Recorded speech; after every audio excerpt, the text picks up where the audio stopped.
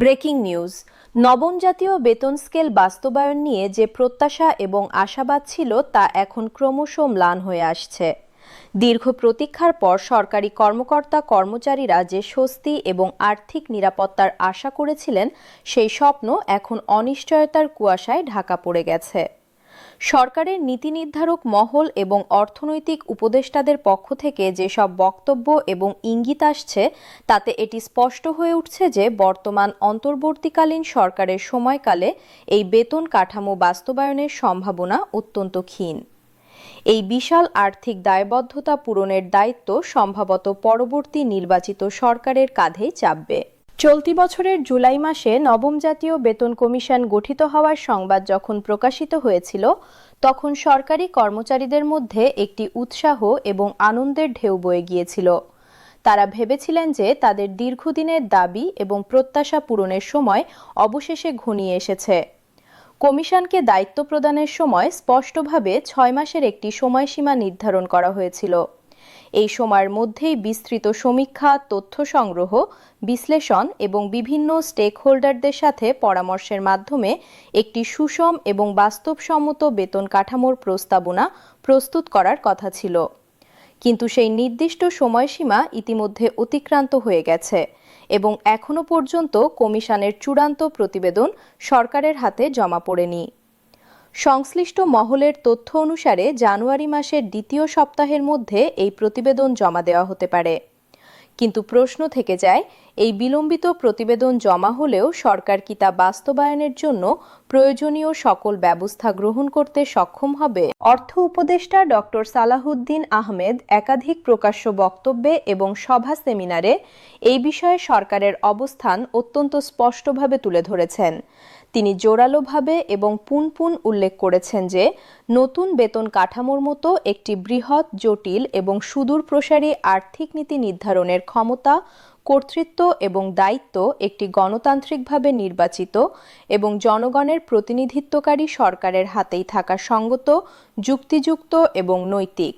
তার বিস্তারিত ব্যাখ্যা অনুযায়ী একটি জাতীয় বেতন স্কেল নিছক মাসিক বেতনের সংখ্যা বৃদ্ধি বা কিছু অতিরিক্ত টাকা যোগ করার মতো সরল এবং সাধারণ বিষয় নয়। এর সাথে গভীরভাবে এবং অবিচ্ছেদ্যভাবে যুক্ত রয়েছে দেশের সামগ্রিক অর্থনৈতিক সক্ষমতা এবং শক্তি পরিমাপ করা, জাতীয় রাজস্ব আয় এবং সরকারি ব্যয়ের মধ্যে একটি সুষম এবং টেকসই ভারসাম্য প্রতিষ্ঠা করা, বার্ষিক বাজেটে কয়েক হাজার কোটি টাকার বিশাল অতিরিক্ত বরাদ্দের ব্যবস্থা করা, সরকারি প্রশাসনিক কাঠামোতে প্রয়োজনীয় এবং কার্যকর সংস্কার আনয়ন করা এবং আগামী কয়েক বছরের জন্য একটি সুচিন্তিত, বাস্তবসম্মত এবং দীর্ঘমেয়াদী টেকসই আর্থিক কৌশল ও পরিকল্পনা প্রণয়ন করা।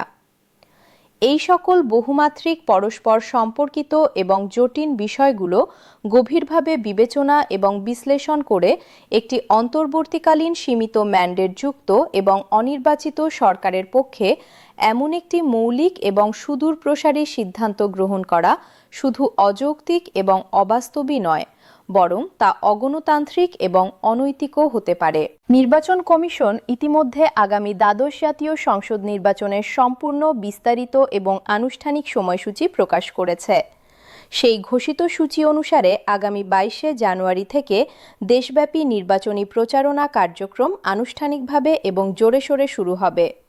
অন্যদিকে বেতন কমিশনের চূড়ান্ত প্রতিবেদন জমা পড়ার প্রত্যাশিত এবং সম্ভাব্য সময় হিসেবে জানুয়ারি মাসের দ্বিতীয় সপ্তাহকে চিহ্নিত করা হচ্ছে।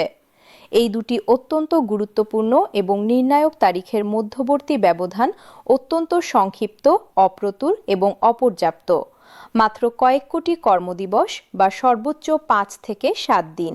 এই অত্যন্ত সীমিত, সংকুচিত এবং অপ্রতুল সময়ের মধ্যে একটি বৃহৎ, বিশাল, বিস্তৃত এবং বহু স্তর বিশিষ্ট প্রতিবেদন সূক্ষ্মভাবে, গভীরতার সাথে, দায়িত্বশীলভাবে এবং যত্ন সহকারে অধ্যয়ন এবং পর্যালোচনা করা, তার সম্ভাব্য অর্থনৈতিক প্রভাব এবং প্রশাসনিক ফলাফল বিশদভাবে এবং পুঙ্খানুপুঙ্খভাবে বিশ্লেষণ করা, সংশ্লিষ্ট সকল মন্ত্রণালয়, বিভাগ এবং দপ্তরের সাথে কার্যকর, অর্থবহ এবং ফলপ্রসূ সমন্বয় ও আলোচনা সাধন করা, আন্তঃমন্ত্রণালয় বৈঠক এবং উচ্চ পর্যায়ের পরামর্শ সভার আয়োজন করা, অর্থনৈতিক প্রভাব এবং আর্থিক সক্ষমতা মূল্যায়নের জন্য বিশেষজ্ঞ কমিটি গঠন এবং তাদের মতামত সংগ্রহ করা, মন্ত্রিপরিষদ বিভাগ থেকে আনুষ্ঠানিক এবং চূড়ান্ত অনুমোদন লাভ করা এবং সর্বশেষ এটিকে সরকারি গেজেট আকারে মুদ্রণ এবং প্রকাশনা করা।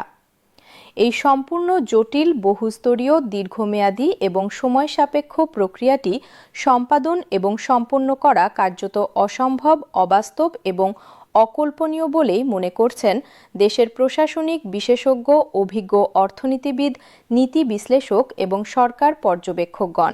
অভিজ্ঞ এবং দক্ষ বিশেষজ্ঞরা মন্তব্য এবং বিশ্লেষণ করছেন যে যদি বেতন কমিশন তাদের বিস্তৃত এবং সমন্বিত প্রতিবেদনটি গত ডিসেম্বর মাসের প্রথম দিকে বা অন্তত মধ্যভাগে জমা দিতে সক্ষম এবং সমর্থ হতো, তাহলে হয়তো সরকারের হাতে কিছুটা পর্যাপ্ত, প্রয়োজনীয় এবং কার্যকর সময় থাকত সকল জরুরি, অপরিহার্য এবং আবশ্যক কার্যক্রম সুষ্ঠুভাবে সম্পন্ন করার জন্য।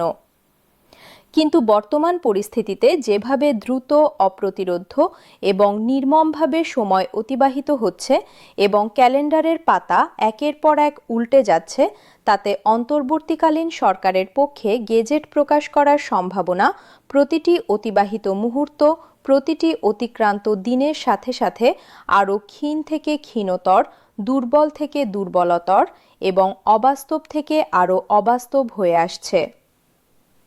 ক্যালেন্ডারের প্রতিটি পাতা উল্টানোর সাথে সাথে সম্ভাবনার দরজা এবং জানালা আরও শক্তভাবে বন্ধ হয়ে আসছে এবং আশার আলো আরও নিভু নিভু, ম্লান এবং অস্পষ্ট হয়ে যাচ্ছে। রাজনৈতিক বিশ্লেষক এবং দীর্ঘ অভিজ্ঞতা সম্পন্ন পর্যবেক্ষকরা স্পষ্ট এবং দ্ব্যর্থহীনভাবে বলছেন যে নির্বাচনের এত নিকটবর্তী এবং সন্নিহিত সময়ে এসে, যখন রাজনৈতিক পরিবেশ অত্যন্ত সংবেদনশীল, উত্তপ্ত, উত্তেজনাপূর্ণ এবং প্রতিটি সিদ্ধান্তই তীক্ষ্ণভাবে, সূক্ষ্মভাবে যাচাই বাছাই এবং বিশ্লেষণ করা হয়, তখন একটি অন্তর্বর্তীকালীন, অস্থায়ী এবং সীমিত ম্যান্ডেট ও ক্ষমতার সরকারের পক্ষে এত বৃহৎ, ব্যাপক, বিশাল এবং সুদূর প্রসারী আর্থিক প্রতিশ্রুতি প্রদান করা শুধু রাজনৈতিকভাবেই ঝুঁকিপূর্ণ, বিতর্কিত এবং প্রশ্নবিদ্ধ নয়, বরং তা ব্যাপক সমালোচনা, তীব্র বিতর্ক এবং গুরুতর প্রশ্নের জন্ম দিতে পারে। এই ক্রমবর্ধমান, ক্রমাগত এবং দীর্ঘায়িত অনিশ্চয়তা, বিলম্ব এবং ক্রমাগত হতাশার মধ্যে সরকারি কর্মকর্তা কর্মচারীদের মাঝে ক্ষোভ, তীব্র অসন্তোষ, হতাশা এবং গভীর উদ্বেগ প্রবল থেকে প্রবলতর এবং তীব্র থেকে তীব্রতর আকার ধারণ করছে। দেশের বিভিন্ন প্রান্ত, বিভাগ, অঞ্চল এবং কোণের কর্মচারী সংগঠন, ফেডারেশন, সমিতি, ফোরাম এবং কল্যাণ সংস্থা একযোগে, সমবেতভাবে, ঐক্যবদ্ধভাবে এবং সংগঠিতভাবে তাদের দীর্ঘদিনের এই ন্যায্য, ন্যায়সঙ্গত এবং যুক্তিযুক্ত দাবি আদায়ের লক্ষ্যে সংগঠিত এবং একত্রিত হচ্ছে। তারা আগামী ২ জানুয়ারি শুক্রবার সারা দেশে একযোগে, একসাথে এবং সমন্বিতভাবে একটি প্রতীকী অনশন কর্মসূচি পালনের দৃঢ়, সুনির্দিষ্ট এবং আনুষ্ঠানিক ঘোষণা প্রদান করেছে।